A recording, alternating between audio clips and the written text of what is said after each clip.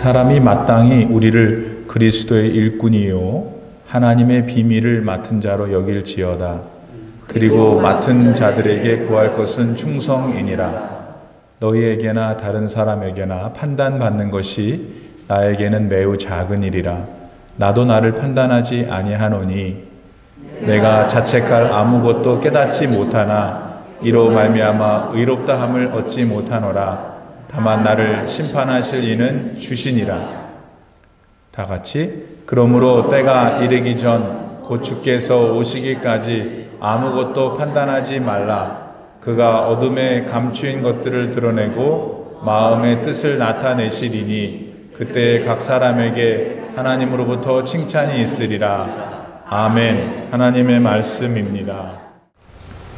할렐루야. 아멘. 주님 전에 올라와서 예배하시는 우리 모든 성도님들을 주님의 이름으로 환영하고 축복합니다. 오늘도 부족한 종 통해서 전해질 주님의 말씀 가운데 성령 하나님 특별한 은혜 허락하셔서 인간적인 모습들, 부족함과 연약함 감춰주시고 오직 우리를 향하신 주님의 음성, 주님의 선하신 뜻과 계획만이 나타나게 되기를 간절히 소망합니다. 지난달, 그러니까 4월의 마지막 주 수요일에 제가 수요예배 설교를 하면서 목회자로서 주님의 말씀을 준비하고 우리 성도님들에게 전할 수 있는 기회 가지는 것은 너무 귀하고 복된 사역이다 고백했던 기억이 있습니다. 우리 성도님도 혹시 기억하시는지요? 벌써 한 달이라는 시간이 흘러가서 가물가물하실지도 모르겠습니다. 정말로 제 진심이 그렇습니다. 그런데 저의 마음의 한편으로는 동시에 강단에 서는 매주의 시간들이 너무 긴장되고 걱정되고 그래서 부담되는 건 역시 사실입니다. 매 주일마다 정기적으로 준비하고 전하는 우리 중고등부 아이들의 설교와 화요일 새벽 예배, 그리고 지금처럼 매달 마지막 주 수요일에 말씀을 전하는 것과 같이 모든 설교의 사역들이 그러합니다. 그런데 그 이유를 조금 더 깊이 생각해 볼 때, 그래서 내 내면의 마음을 자세하고 솔직하게 돌아볼 때 부족한 제가 하나님의 말씀, 하나님의 음성 대신 전해야 하는 부담감, 그것뿐만 아니라 그것만이 있는 것이 아니라 제가 준비하고 전해드리는 설교를 우리 EMI 아이들과 우리 성도님들 어떻게 평가하시고 판단하시며 듣게 되실지에 대한 부분 역시 자유롭지 않아서 였음을 고백하게 됩니다. 사실 제가 예로 들어서 말씀드린 이 설교뿐만 아니라 우리들 살아가는 모든 삶의 영역에서 누군가에게 어떤 평가를 받게 된다는 것. 아, 저 사람은 이런 사람이구나. 아, 저럴 때 저렇게 행동하는 사람이구나. 아니면 준비가 잘 되어 있는 사람이구나. 아니면 아직 많이 부족하구나. 판단받는 것은, 평가받는 것은 언제나 긴장되고 떨리는 일이지요.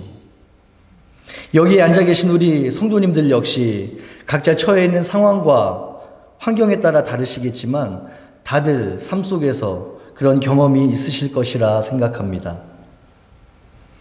이제껏 저와 우리 성도님들은 학생의 시절 때는 학교에서, 또 학교를 졸업하고 사회에 나온 후에는 직장이나 삶의 현장에서 끊임없이 누군가에게 평가를 받고 판단을 받으며 살아왔습니다. 학교에서는 성적이라는 기준으로, 또 일터에서는 실적이라는 기준으로 평가받습니다. 그래서 저 사람은 공부를 잘하거나 못하는 사람, 또는 일을 잘하거나 게으른 사람이라는 평가와 판단들 받으면서 어떨 때는 그 안에 성취와 기쁨, 그리고 보상의 감정 느끼기도 했고, 반대로 또 어떤 때는 말로 다 할 수 없는 좌절과 절망 경험하기도 하지 않으셨는지요. 그래서 본능적으로 좌절보다는 성취의 기쁨을 누리기 위해서, 또 우리 스스로의 노력에 보상을 받기 위해서 늘 평가와 판단 앞에서 좋은 모습, 최고의 모습 보여주려 노력하면서 살아오지 않으셨는지요? 저와 우리 성도님들의 그런 공통된 경험과 이해 속에서 오늘 본문을 바라볼 때 사도 바울은 당시 고린도 교회 성도들과 우리들에게 흥미롭고도 중요한 가르침을 전해주고 있습니다. 많은 성도님들 알고 계시는 것처럼 고린도 교회는 문제와 갈등이 많았던 교회였습니다. 대표적으로 교회 안의 성도들이 하나 되지 못하고 각각의 파당, 바울파, 아볼로파, 게바, 즉 베드로파와 그리스도파 같은 여러 그룹으로 나뉘어져 수많은 갈등과 문제들 경험하고 있었죠. 바울과 아볼로 그리고 베드로라는 교회의 지도자들을 바라보면서 각각의 생각과 개인적인 신앙의 경험과 성향 그리고 자신들이 가지고 있던 문화적인 혈통적인 편견 가지고 나름의 판단을 하고 결국 각각의 파당으로 나뉘어 서로 분열되었던 것입니다. 그들의 판단에 대한 자세한 내막, 자세한 이유는 우리가 정확히 알 수는 없지만 성경의 여러 기록들을 통해서 논리적인 추측을 해보면 아마도 바울은 교회의 설립자이자 자신들에게 복음을 처음 전해준 지도자로서 고린도 성도들에게 인정을 받았을 것 같습니다.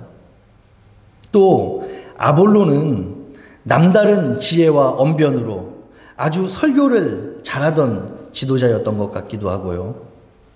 그리고 사실 베드로는 앞선 바울과 아볼로와는 달리 고린도 교회와는 그리 큰 인연이 있었던 것은 아니지만 예수님의 제자로서 사도의 정통성 지니고 있었던 인물이었다는 이유로 고린도 교회 성도들 중 일부가 그를 따르지 않았을까 생각해 봅니다. 또 일부는 그리스도파로 불리며 분열되었지만 그 역시도 복음적이고 성경적인 이유였다기보다는 자신 나름의 생각과 판단이 앞서 있었음을 우리는 성경의 기록을 통해서 알 수 있지요. 잠깐 살펴본 것처럼 각각의 파당으로 나뉘었던 그들에게는 나름 합리적이라 생각되고 논리적이라 이해되는 이유들이 있습니다. 그리고 그것을 들었을 때 오늘날 우리들이 생각해 볼 때도 고개를 끄덕일 수밖에 없는 그래서 저들이 저렇게 생각을 했구나, 저렇게 나뉘어졌구나 생각할 수 있는 명분 또한 존재합니다. 사실 그 어느 이유 하나 나무랄 수 없지요. 우리가 그 자리에 그 당시 고린도 교회 안에 성도가 되었다 생각해 볼 때 우리 역시 그들과 크게 다르지 않은 생각과 기준으로 판단하지 않았을까요? 솔직하게 우리도 그중 어느 한편으로 서지 않았을 것이다. 자신 있게 말하실 수 있는 분 계실지 모르겠습니다. 사실 어쩌면 우리들이 살아가고 있는 모든 인생은 각각의 지식과 지혜 그리고 경험의 기억들 가지고 순간순간을 평가하고 판단하며 살아간다고 해도 무리한 말은 아닐 것입니다.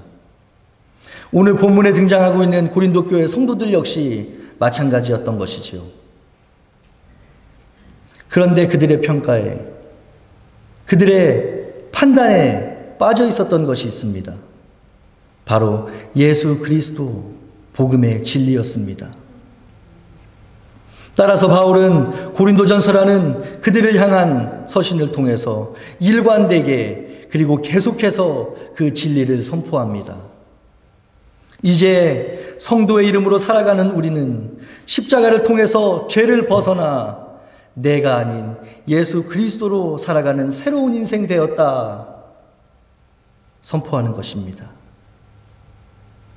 그래서 이제 우리는 더 이상 세상의 것이 아니라 하나님의 것이 되었다. 그래서 지금 우리들 모두가 주님 모시고 있는 성전이 되었다.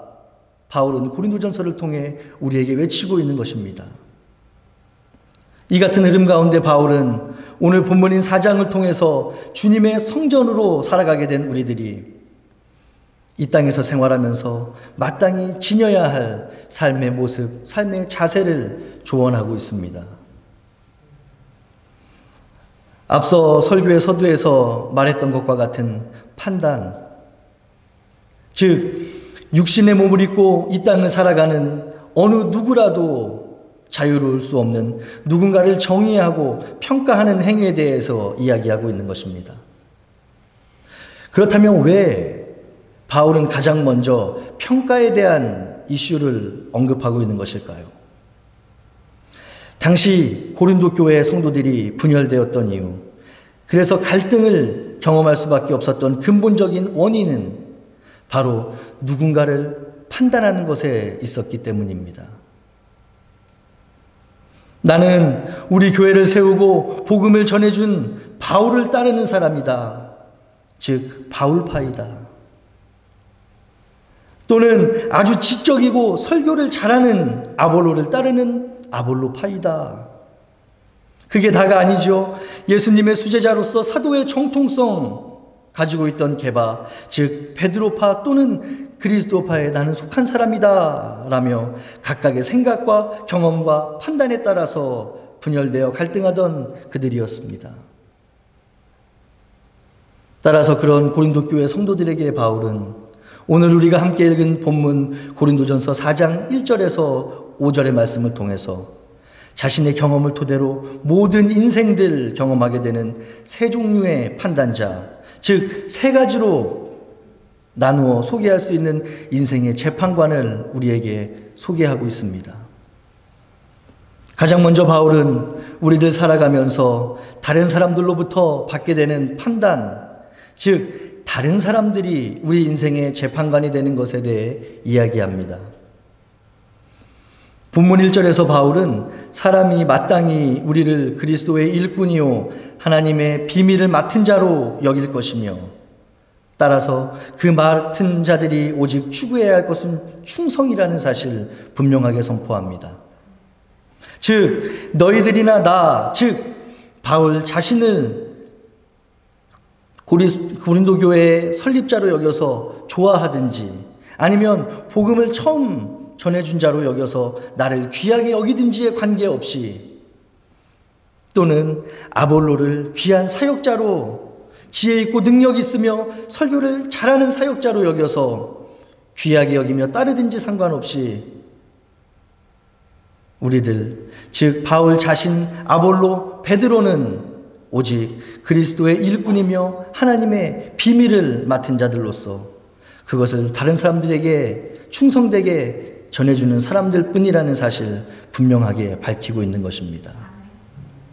그러니까 아무리 너희들이 사역자인 우리들에게 뭐라고 말하든지, 그래서 너희들이 우리를 어떻게 평가하든지 하나님의 일을 감당하는 사역자의 역할, 존재의 목적 변하지 않는다 확실하게 선포하는 것입니다.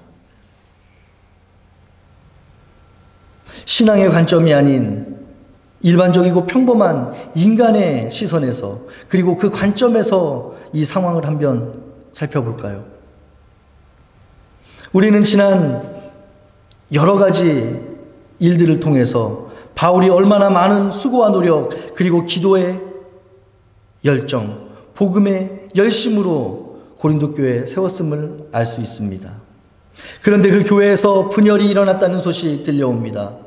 다른 것도 아닌 어떤 지도자를 진정한 지도자로 여기는지에 대해서 서로 분열이 일어났다고 소식이 전해지는 것이죠. 그럼 바울도 인간인 이상, 사람인 이상 자신이 그렇게 열심을 다하고 열정을 다해서 세웠던 그 교회의 교인들이 자신을 어떻게 평가하고 판단하는지 궁금하지 않았을까요? 조금만 더 무리해서 생각해 보면 바울 자신과 아볼로, 그리고 게바라 불리던 베드로를 중심으로 나누어진 그 파당들 가운데에서 다른 교회의 지도자들보다 자신을 조금 더 인정하고 조금 더 사랑해주고 조금 더 따르던 사람은 누구인지 조금이라도 궁금하지 않았을까요? 그것을 알았다라면 어쩌면 조금이라도 더 그 사람들에게 바울파라 명령되어 그룹 지어진 사람들에게 마음이 치우쳐 있지 않았을까요?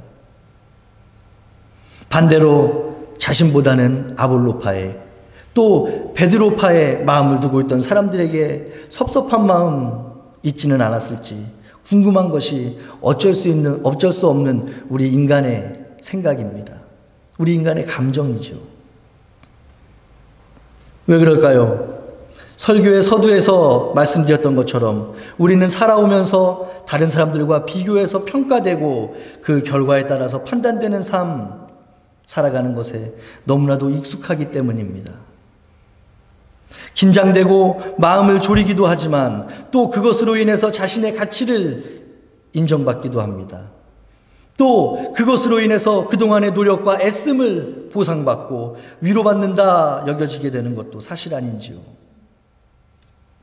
그런 상대적이고 경쟁적인 삶이 우리들 인생 곳곳에 기억 속에 존재합니다. 따라서 그런 기억들로 인해서 그런 경험들로 인해서 우리는 어느새 우리 인생의 판단자, 우리 인생의 재판관의 자리에 다른 사람들을 앉혀놓고 있는 것은 아닌지 모르겠습니다. 사실 오늘 이 말씀을 준비하면서 저는 하나님 앞에서 얼마나 부끄러웠는지 모릅니다. 제가 오늘 설교를 시작하면서 말씀드렸던 그 강단 위에서의 긴장과 떨림의 이유가 말씀 앞에 하나님 때문이기도 하지만 동시에 그 설교를 듣게 될 담임 목사님과 성도들의 생각과 평가, 그리고 그것을 통해서 목사로서 이 한요한이라는 사람 판단할 것에 대한 긴장 역시 있었음을 고백할 수밖에 없기 때문입니다. 그럼에도 불구하고 우리들 신앙의 모습에서 또 일상의 모습에서 다른 사람들의 시선, 다른 사람들의 평가, 다른 사람들의 판단에서 완전히 자유로울 수도 없는 건 역시 사실 아닌지요. 또 엄밀히 따지고 생각해 볼 때 다른 사람들의 시선 전혀 의식하지 않고 독불장군처럼 살아서도 안 될 것입니다. 그런 의미에서 우리가 주목해야 할 것은 본문 3절에서 바울 역시 너에게나 다른 사람에게 판단받는 것이 나에게 아무런 의미가 없다. 너희들이 뭐라고 평가하든지 말든지 나는 전혀 상관없다 말하고 있습니까? 아니죠. 그것이 자신에게는 매우 작은 일이라고 말하고 있습니다. 사실 미련한 자는 자기 행위를 바른 줄로 여기나 지혜로운 자는 권고를 듣는다 교훈하고 있는 잠언 12장 15절의 말씀처럼 세상을 살아가는 동안 다른 사람들로부터 듣게 되는 객관적인 평가나 조언 반드시 필요합니다. 그 말에 그 평가와 판단에 귀 기울일 필요도 있습니다. 왜 그렇습니까? 그것은 우리를 보다 더 나은 사람으로 만들 때가 있고 더욱 발전적이며 성장하게 하는 밑거름으로 쓰여질 때가 있기 때문에 그렇습니다. 하지만 우리의 삶을 평가하고 판단하는 그 기준 모두가 세상에 있고 다른 사람들에게 있다면 우리는 늘 자책하고 절망할 수밖에 없음 또한 너무나도 잘 알고 계시지 않습니까? 왜 그렇습니까? 우리는 완전하지 않고 부족하기 때문입니다. 또한 다른 사람들로부터 얻게 되는 평가의 기준 또한 절대적인 것은 없기 때문이 아닌지요. 우리는 경험을 통해서 세상의 요구, 다른 사람들의 평가 기준과 방법이 너무도 쉽게 상황과 환경에 따라서 변해버릴 수도 있음을 너무나 잘 알고 있지 않으신지요. 그래서 오늘 본문 3절에서 바울은 너희에게나 다른 사람에게나 판단받는 것이 내게는 매우 작은 일이라 선포하고 있습니다. 하나님으로부터 받게 된 너무나도 명확한 자신의 존재 목적 앞에서 고작 다른 사람들의 평가로 흔들리거나 희미해질 수 없는 귀하고 복된 사명 가진 사람이 바로 자신임을 고백하는 것입니다. 사실 일상생활뿐만 아니라 신앙생활에 있어서도 우리는 얼마나 다른 사람들의 시선, 의식하고 평판에 의지하면서 살아가는지 모릅니다. 하지만 이제 주님의 자녀라는 새로운 사명과 목적, 그리고 신분으로 살아가는 저와 여러분, 어떤 인생도 피해갈 수 없는 세상에 다른 어떤 사람들의 평가와 판단 속에 갇히지 않게 되기를 축복합니다. 그래서 마땅히 해야 할 일에 주저하거나 눈치 보거나 머뭇거리는 것이 아니라, 또는 굳이 하지 않아도 되는 일 억지로 해가며 외식하는 사람들이 아니라, 다른 사람이 알아주든지 못 알아주든지, 다른 사람들이 칭찬하든지 그렇지 않든지, 다른 사람들의 시선 그리고 평가나 판단에 기뻐하고 실망하며 그것을 쫓아가는 삶 살아가지 않아야 하는 것입니다. 그저 묵묵히 우리가 새롭게 받은 성도라는 이름, 그 이름에 부끄럽지 않은 사명자의 길 걸어가야 하는 사람들이 바로 저와 우리 성도님들입니다. 바로 이것이 사도 바울이 본문 2절에서 권면하고 있는 충성, 하나님 앞에 우리가 드릴 수 있는 가장 큰 충성의 삶 살아가는 모습입니다. 따라서 앞으로 저와 우리 성도님들의 삶이 다른 사람들의 평가와 평판에 갇히고 다른 사람들의 생각과 관념에 휘둘려 그것이 전부인 줄 착각하며 살아가는 것이 아니라, 마땅히 그리스도의 일꾼이요 하나님의 비밀을 맡은 자의 삶, 그 삶에 충성되어 살아가는 저와 여러분이 되시길 주님의 이름으로 축복합니다. 계속해서 오늘 본문에서 발견할 수 있는 두 번째 우리 인생의 재판관은 바로 우리 자신입니다. 우리는 오늘 본문 3절의 말씀 가운데 사도 바울이 내 스스로가 우리 인생의 재판관 되는 것을 경계하고 있음을 보게 됩니다. 너희에게나 다른 사람에게나 판단받는 것이 내게는 매우 작은 일이라 고백한 후에 바울은 나도 나를 판단하지 않는다라고 선포합니다. 그렇습니다. 우리는 다른 사람들의 생각과 평가에서만 자유롭지 못한 것이 아니라 우리 스스로의 생각과 평가에서도 자유롭지 못하다는 사실을 우리는 너무 잘 알고 있습니다. 우리 성도님들은 자신 스스로를 어떻게 생각하시며 평가하시는지 모르겠습니다. 저는 한국에서 군대를 제대하고 다니던 대학교를 졸업한 후에 미국에 오게 되었는데, 언젠가 설교를 통해서도 말씀드렸던 것처럼 그래서 그런지 처음에 미국에 왔을 때도 그렇고, 그리고 지금도 여전히 미국보다는 한국의 문화 그리고 한국의 정서가 훨씬 더 강하게 남아 있습니다. 제가 우리 성도님들과 만나기 전에 처음 미국에 와서 미국의 대학생들과 공부하고 또 함께 생활하면서 가장 저를 당황하게 했던 일, 또 이 생활에 적응하기를 힘들게 만들었던 것은 바로 자신을 소개하고 자신을 평가하는 일이었습니다. 한국의 수업과는 다르게 미국의 수업은 다르죠. 내 의견을 얘기하고 내 스스로를 평가하고 나의 생각을 다른 사람들에게 설득시키는 수업 과정들을 하고 있고, 또 셀프 인트로듀스, 자기 장점, 자기 강점 나타내는 것에 너무나도 익숙한 것을 미국 사람들 통해서 발견할 수 있지 않으십니까?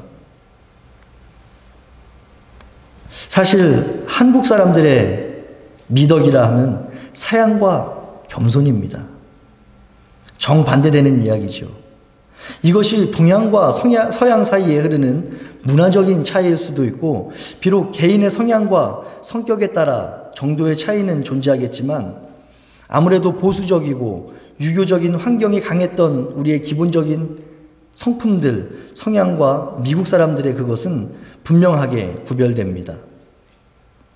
제가 미국에 온 지 얼마 지나지 않아서 한 탁구 캠프에 강사로 가게 된 일이 있습니다. 본격적으로 수업을 진행하기에 앞서서 각각에 모여있는 학생들과 사람들의 실력을 먼저 알아야 되기 때문에 가장 먼저 공통적으로 어느 탁구 캠프에 가든지 제가 먼저 물어보는 것이 있어요. 탁구를 쳐본 적이 있니? 탁구를 칠 줄 아십니까? 쳐보신 적이 있습니까? 물어봐요. 그러면 열의 아홉 미국 사람들의 대답 뭔지 아세요?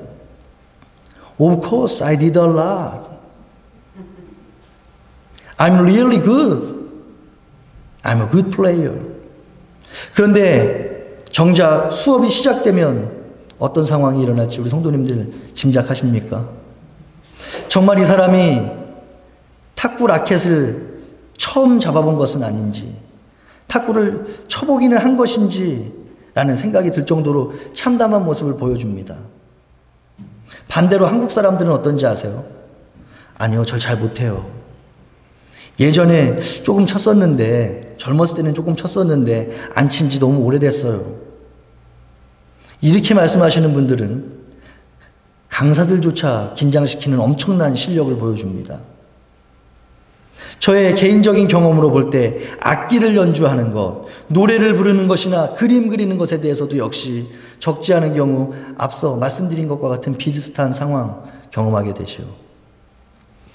그래서 언제부턴가 한국 사람들이 조금 할 줄 안다고 말하는 것, 그리고 미국 사람들이 아주 잘한다고 이야기하는 것을 들으면 저의 개인적인 경험, 그 필터링이 작동해서 그것을 감안해서 듣는 버릇도 생겼습니다. 우리 성도님들도 미국에서 생활하시면서 그런 경험들 있으신지 모르겠습니다. 사실 우리는 문화적으로 그리고 환경적으로 스스로를 평가함에 있어 관대하고 후하게 생각하고 판단하는 것을 주저합니다. 겸손이라는 이름으로 스스로를 제한하고 한없이 나는 부족하다 여기며 자신감 없이 지니고 있는 자신의 무궁한 가능성과 가치를 외면하는 것이지요.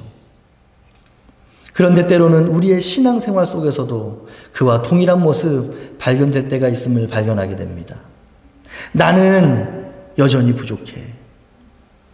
나는 아무리 해도 제 삶에서 벗어날 수가 없어.